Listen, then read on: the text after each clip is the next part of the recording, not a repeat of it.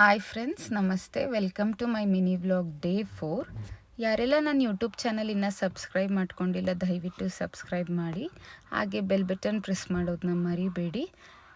ಇವತ್ತು ತುಂಬ ವಿಶೇಷವಾದ ದಿನ. ಏನಂದರೆ ಇವತ್ತು ಸಂಕಷ್ಟಿ. ಸೊ ಗಣೇಶನಿಗೆ ವಿಶೇಷವಾಗಿ ಪೂಜೆ ಮಾಡೋ ದಿನ ಇವತ್ತು. ಇದೇ ಫಸ್ಟ್ ಟೈಮ್ ನಾನು ಕೂಡ ಸಂಕಷ್ಟಿ ಪೂಜೆ ಮಾಡಿದ್ದು. ಮುಂಚೆ ಎಲ್ಲ ನಮ್ಮಮ್ಮ ಅವರೆಲ್ಲ ಮಾಡೋರು ಆ ಡೇ ಫುಲ್ ಉಪವಾಸ ಇದ್ದು ಸಾಯಂಕಾಲ ಚಂದ್ರನ ನೋಡಿ ಊಟ ಮಾಡಿ ಪೂಜೆ ಮಾಡಿ ದೇವಸ್ಥಾನಕ್ಕೆಲ್ಲ ಹೋಗಿ.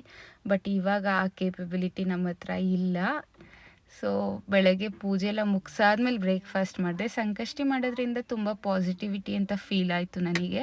ಅಂದರೆ ಲೈಫಲ್ಲಿ ಏನೇ ನೆಗೆಟಿವಿಟಿ ಇದ್ದು ಡೌನ್ ಅಂತ ಅಂದರೆ ತುಂಬ ಕುಗ್ತಿದ್ದೀವಿ ಅಂತ ಫೀಲ್ ಆದಾಗ ಈ ಥರ ಪೂಜೆ ಮಾಡಿದಾಗ ಏನೋ ಒಂಥರ ಮನಸ್ಸಿಗೆ ನೆಮ್ಮದಿ ಅನ್ನಿಸ್ತು. ಪೂಜೆ ಎಲ್ಲ ಮುಗಿಸ್ಕೊಂಡು ಬ್ರೇಕ್ಫಾಸ್ಟ್ ಮಾಡಿದೆ. ಬ್ರೇಕ್ಫಾಸ್ಟ್ ಬಂದುಬಿಟ್ಟು ಅಕ್ಕಿ ರೊಟ್ಟಿ ಮತ್ತು ಇದನ್ನು ಹಳ್ಳಿ ಕಡೆ ಕಾಯಿ ಉರಿಯೋದು ಅಂತ ಹೇಳ್ತಾರೆ. ಯಾರಿಗಾದರೂ ಈ ರೆಸಿಪಿ ಬೇಕು ಅಂದರೆ ಕಮೆಂಟ್ ಮಾಡಿ, ಕಮೆಂಟ್ ಸೆಕ್ಷನಲ್ಲಿ ನಾನು ಅಪ್ಲೋಡ್ ಮಾಡ್ತೀನಿ. ಆಮೇಲೆ ಇವತ್ತು ಫಂಕ್ಷನ್ ಇದ್ದಿದ್ದರಿಂದ ಊರಿಂದ ಅಣ್ಣನ ಮಕ್ಕಳೆಲ್ಲರೂ ಬಂದಿದ್ದರು. ಸೊ ಅವ್ರ ಜೊತೆ ಇವತ್ತು ಕಂಪ್ಲೀಟಾಗಿ ಡೇ ಸ್ಪೆಂಡ್ ಮಾಡಿದೆ ಈವ್ನಿಂಗ್ ತನಕ.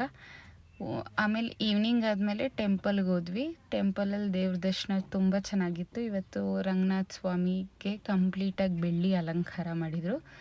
ತುಂಬ ಚೆನ್ನಾಗಿ ಕಾಣಿಸ್ತಿತ್ತು ದೇವರು. ಅಲ್ಲೆಲ್ಲ ಪೂಜೆ ಮುಗಿಸ್ಕೊಂಡು ಹಂಗೆ ಗಣೇಶನ ದೇವಸ್ಥಾನಕ್ಕೆ ಹೋಗಿ ಗಣೇಶನ ದೇವಸ್ಥಾನದಲ್ಲೂ ಪೂಜೆ ಮುಗಿಸ್ಕೊಂಡು ಹಂಗೆ ನಮ್ಮ ಬಜರಂಗಿಗೂ ಒಂದು ವಿಸಿಟ್ ಕೊಟ್ಟು ಅಲ್ಲೆಲ್ಲ ಪೂಜೆ ಎಲ್ಲ ಆದಮೇಲೆ ನಮ್ಮೂರಲ್ಲೇ ಫಂಕ್ಷನ್ ಇತ್ತು ಅಂತ ಹೇಳಿದ್ವಲ್ಲ, ಅಲ್ಲಿ ಸೋಮನ್ ಕುಣಿತ ಇತ್ತು.